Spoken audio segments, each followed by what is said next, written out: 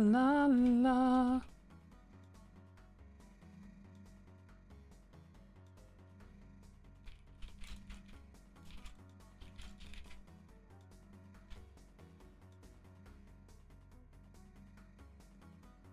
A 258.49. He wanted to demolish it, leaving no chance for his run to be rejected.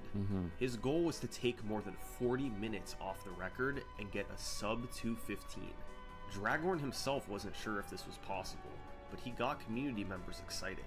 Many of them tried to help out, even if their computers limited them. Members from all over the site, who played all different games, eagerly Look, it's Andrew G. awaited Dragorn's run. Even Spider-Man 88mil joined the thread, saying that he felt sub 230 was possible, but not sub 215. Over the next few months, Dragorn posted his progress learning the speedrun. He borrowed many strategies from all over the site, who played all different games, eagerly Look, it's Andrew G. awaited Dragorn's run. Even Spider-Man 88mil joined the thread, saying that he felt sub 230 was possible, but not sub 215. Over the next few months, Dragorn posted his progress learning the speedrun. He borrowed many strategies from the existing 70-star record and looked at coin routes from Curtis Bright's Mario 64 website. Finally, after months of practice, Dragorn posted that he'd completed a run. 2 hours, 19 minutes, and 47 seconds. The community was amazed that he'd taken. Can I be the father to one of your children? Look at the emote after. That's so good. Very good. Nothing. But there was no video posted. It was hard to upload long videos in 2006, and Dragorn felt he could still lower the time a bit more. So, rather than mail in this VHS tape to SDA, he'd wait for the best run he could get. Dragorn kept improving, and his updates in the forum thread continued. A week later, he posted a 2:18:07. People started trash-talking the 258 run currently on the site, knowing that Dragorn had crushed it. A few weeks later, and he dies 4 times. He was now in the 216 range. Finally, in early September, Dragorn posted his newest time, 2:14:32, with 0 deaths. 0. This accomplished his sub 215 goal, but he was still unsatisfied. He'd been playing since January, and was at the very top of his skills now. Could he do even better if he kept going?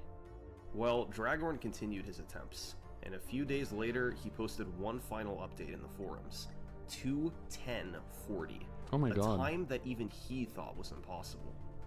Dragorn submitted the run to SDA, and everyone got excited. Nowadays, you can watch a run as soon as it happens, but back then you had to wait for it to be published, and there was a huge sense of anticipation. It was finally accepted and posted on the just site like a couple TV. weeks later. At long last, all these members who'd been tracking his progress over the past 9 months were able to watch Dragorn's masterpiece. We see improvements right from the opening seconds of the run. Dragorn goes for and hits a trick called Lakitu Skip. When you walk on the bridge to enter the castle, was he the first to do Lakitu Skip? To explain how the camera works. Interesting. But if you only touch the very edge of the bridge, you never hit the trigger for the cutscene and are able to skip it. Was he the first? This only saves about 10 seconds, but the fact that Dragorn hits it is a sign of what's to come. In Bob-omb Battlefield, he gets a trick called bomb long jumps. Just long jumps. A different version than what's done in runs today. By taking the Bob-omb to the corner of the gate, then jumping as it explodes, you'll get pushed behind the gate and are free to collect No way, the star, dude. much faster than having to use the chomp. In general, there was much less playing it safe, and more tricks not me not knowing that ever used to shave seconds off here and there. In Cool Mountain, he quickly dropped down to the wall kicks will work star instead of slowly floating down like the old record. In Dire Docks, instead of using the slow poles to collect red coins, he did a series of difficult jumps to reach the platforms. This was a true speedrun. He was the first one to do poleless in DDD 100. Big balls. Tricks. There were things you would not see in a normal playthrough. And importantly, Dragorn completed the entire run without dying. This was all everyone was hoping for and more. Dragorn stepped away from Mario 64 for good after this. Before he left, he posted a comment talking about the future of 120-star speedruns. He felt that a 209 was right around the human limit. A sub 2 hour speedrun was completely out of the question. After Dragorn... Yeah.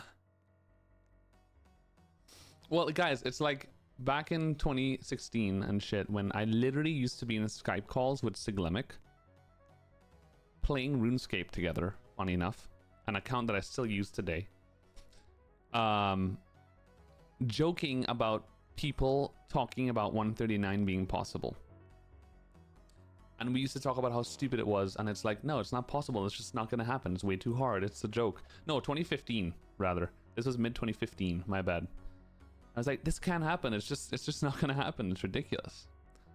So like, the whole like narrative of like, oh, this time is impossible, it's not humanly it's been happening since the beginning of speedrunning all the time, and we are always wrong every time. We have been wrong every single time. That's why when people ask now, do you think this is gonna happen, Cheese? Do you think 134 is my answer is, I don't know. And that's it. Like, I cannot answer that question with a real true opinion. Well, the true opinion is I don't know. I should just start saying yes, because we're always wrong. Run, the we always have been, at least. Lost interest in 120-star, as well as most other Mario 64 categories. Throughout the rest of 2006, this is considering full natty. What is natty? What is natty? Is that a TikTok thing? There wasn't really any tech. Yeah, but the same in 2015, where there was much less tech than we thought would happen too. You can say that for any time period, because we can say right now that, oh, there's not enough tech to get a 133. But in 2 years from now, there are going to be a lot more strats found and stuff implemented that we don't know about. You could say it at any point. That goes for any period. 2007 and 2008. How would we know if it doesn't exist yet? Unchallenged. Then in 2009, a new Super Mario 64 community popped up. But this time, it was in Japan. Prior to now, 120-star hadn't seen competition from this part of the world. But in 2009, a group of runners from Japan started streaming speedruns to Nico Nico, a site that let you both live stream and upload that old. videos. 2009. This new community turned into the best speedrunners the game had ever seen. They were aware of Dragorn's 120-star record on SDA and set that as their goal time to beat. Once they blew past that record, they competed against each other to take the 120-star record as low as possible. How did they do it? Well, on SDA, all the runners had to go off of was their own records. But by 2009, this new community had a great advantage. They had the SDA videos, plus their own live streams, a thriving community filled with players, competitive single-star leaderboards, and more. Runners were able to better collaborate, and it led to way more optimization than the game had seen previously. However, there are a couple caveats about their runs. For one thing, Nico didn't save livestream recordings over 30 minutes long, so the majority of records from this time period are lost. A few videos did survive, and we'll talk about those in a minute, but most records only exist as text on a web page. And then there's the other caveat: version differences. What's up, Jared? All early runs of the game were played on Nintendo 64. However, by 2009, it was very possible to play the game on an emulator. While Speed Demo's archive expressly prohibited the use of emulators, that wasn't a universal rule. And over in Japan, the Mario 64 speed